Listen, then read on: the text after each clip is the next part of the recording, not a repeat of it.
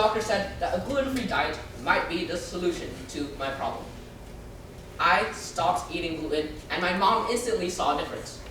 The whole family became gluten-free for simpler cooking. We found out some of the foods we liked in the gluten-free version. It wasn't all bad. Early 2019, before the coronavirus lockdown, we heard the news that we will be moving from Singapore to the States. Even though I was sad for leaving my friends and home in Singapore, I remember my dad telling me that there will be more gluten-free food in America. In the States, I went to a doctor, and they said that I might not actually have the gluten intolerance. I was delighted. My family went on a test to see if we still had to go gluten-free or not. We started eating gluten again for the month of August, which was my birthday month. Soon after the month, I went to the doctor again, and they still said that I do not have the gluten intolerance. However, during the month, I always felt weird around my stomach. I told myself it was probably because I haven't eaten gluten in a long time. We somehow found out that I actually had the gluten intolerance. I went back to a gluten-free diet, but constantly comforted myself that there was still plenty of good gluten-free food. Though it was hard seeing my family eat the food that was taken away from me because of my diet. The intolerance also affected my height a lot. Many times I will be treated differently because I looked young. However, as my time as a hobbit, I had many advantages. I fit into slim holes to obtain items. The struggles are still hard. Seeing my family eat, order tasty gluten food while I just have something gluten-free is tough and sometimes cause me to be selfish and protect the gluten-free food and snacks. In these times, they often make me think about people who are less fortunate than me. I was born into a very blessed family where there was plenty of gourmet food to eat no matter what.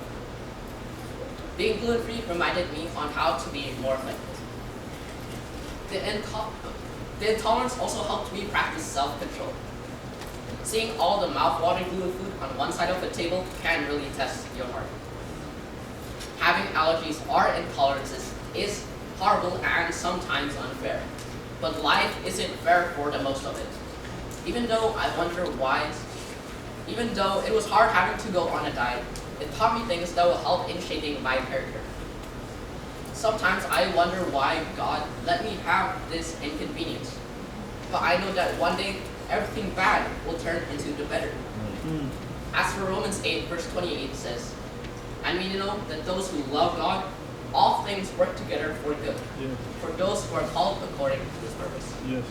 Thank you for listening to my words.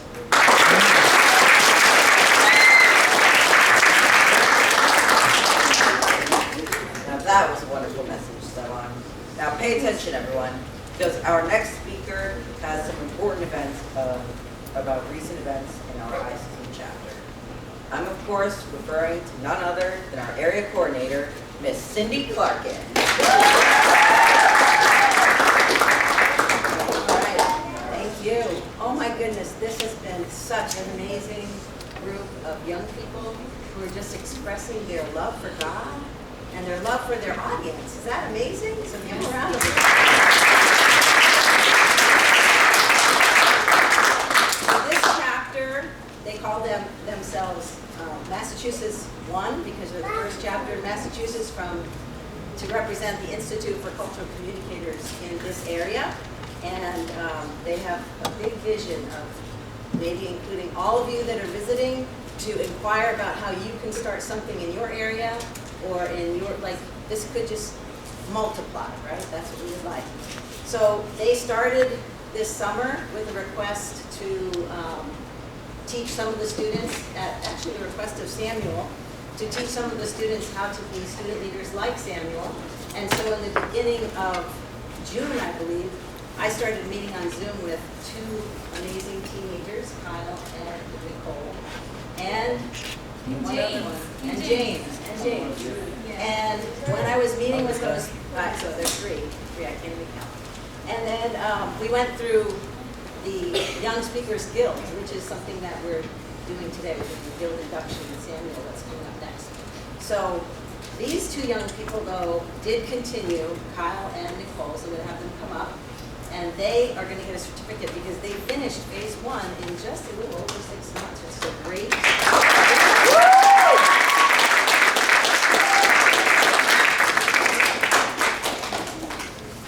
Certificate. So, do you want to have? Okay, so he's going to take a picture right here. Okay, yeah, We did. all right. All right. So that's a great accomplishment. And there are 3 phases in the Young Speakers Guild. So Kyle and Nicole are now going to start phase 2. And then we are going to now introduce Samuel, who has finished phase 3. So the Institute for Cultural Communicators, wait, we're still working on that. So in the Institute for Cultural Communicators, as they go through the phases, they keep something called a portfolio. So when they're doing the portfolio, they can actually show progress. Isn't that what a portfolio is? So while Kyle and Nicole were going through phase 1, they were having pictures taken, they were writing speeches, they were performing on platforms. There it is, a platform. And that was all being recorded. Samuel started probably when he was about 11, and he lived in Singapore. 10? 9. Okay, 9. And there's pictures. We're going to see the pictures. We're going to get the aww. Okay. So what happens is when he's finished with his 3rd phase of the Young Speakers Guild, he can do what's called Speech 10, which you're going to see. Now, there's a little bit of a thing that he's going to do here. He has themed it after what? Minecraft. He is going to tell you speeches that he did, and he'll kind of bring you back in time to his very little 11-year-old or 9-year-old Samuel, and then he'll come back over here this side of the stage, and he'll talk about the journey that he's going on, and all the things that he's learned through the Institute of Cultural Communicators through all 3 phases. So Samuel is an amazing young man. I just had to tell one Minecraft story. I got to travel with him last year to one of our retreats down in Tennessee. And on the way back, he was in the airport, and of course he has a computer open, and he's on Minecraft. And his other buddy, Ben, they're both looking at the Minecraft, comparing notes on their Minecraft world. And this little boy comes sneaking over, and he looks at the screen. And Samuel just welcomed him right in, sit right next to him. And he's like, how did you do that? And how did you do that? And Samuel was giving him tips. And it was just so beautiful, because the little boy, I think, was what, 5 or 6. So here he was, just so willing to talk to a total stranger, a little boy. The mom was just like, I have never met a teenager like that. Because usually they would be more like, hey, look at my stuff. You know, something like that, right? So it was just a beautiful experience for me to see Samuel so lovingly welcoming a total stranger into his Minecraft world. So without any further ado, let's welcome Samuel and Kristen Davis.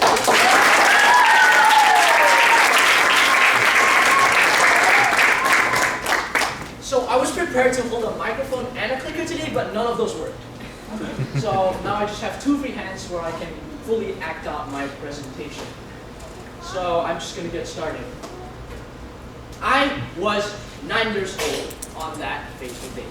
The day I was told by my mom that I would be joining a chapter, which was a community of an organization, as some of you know, ICC.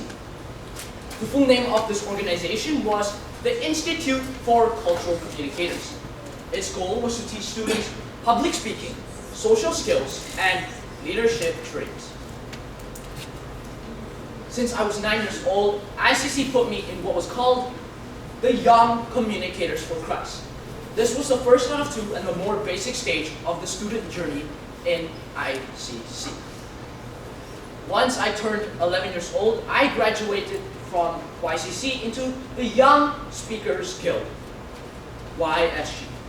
This was the true student journey in the Institute for Cultural Communicators.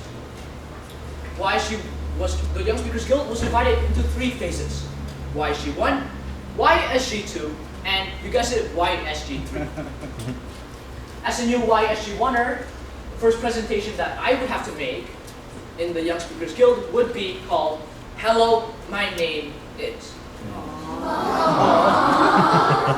This was a personal introduction for myself, me introducing myself as a new YSG1er to my chapter in Singapore. And this is 11-year-old me, as some of you might have guessed, giving that presentation. And this is how it went. Do you know anybody that is a CIA? Well, I'm one, and my name is Samuel Andrew Christende. CIA stands for Chinese, Indonesian, and American. After I had introduced myself, I went on to name some of my personal hobbies and favorites. I like playing Lego, mostly building buildings and making houses and making movies with it. I also play Roblox. My favorite sport is football. Soccer. Football. I sometimes watch the matches and I play futsal, which is like a mini version of the sport. I also collect player cards, and my favorite soccer player is Pele. All the Brazilians are like you know, they don't know what I'm talking about. Thank you. This concludes my presentation. No, that's not the done of my presentation. It's just that presentation. The next presentation that I had to make was something a bit more personal. It was called My Favorite Bible Verse.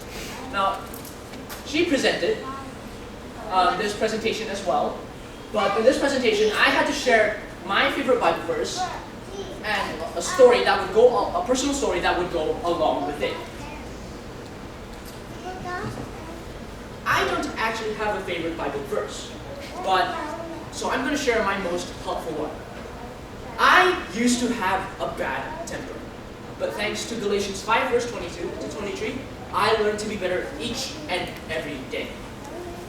Galatians 5 verse 22 to 23 says, and I quote, "But the fruit of the Spirit is love, joy, peace, patience, kindness, goodness, faithfulness, gentleness, and self-control. Against such things there is no law." End quote. I need self-control to keep my temper. And the last presentation that I would be making in the Young Speakers Guild Phase 1 would be something called literary interpretation. In this topic, I had to tell a story in a dramatized way that would make it more interesting and immersive for the audience. For this presentation, I chose to do the story of Black Beauty. Anna Sewell wrote this story because she wanted to tell people how horses felt when they were treated badly. And this version I'm going to share with you all today has been told by Alan Marks. As a young horse, I was nourished in the pack. I played with other colts by day and slept by my mother's side by night. One day, a man came to our farm. "Beautiful," he said, stroking the white star on my forehead. "I'll buy it." "Be brave, Black Beauty," said my mother. "For all young horses must leave their mothers and make their way into the world. But remember, never bite or deer or cake. And whatever happens, always do your best." In addition to those presentations that you had to make in the first phase of the Young Speakers Guild, ICC would have you get started on an activity called impromptu speaking. In this activity, students were given 1 minute to prepare a 2-minute presentation on any random given topic. Some of these topics would be like, how does a sloth answer, turn away anger, and explain beauty?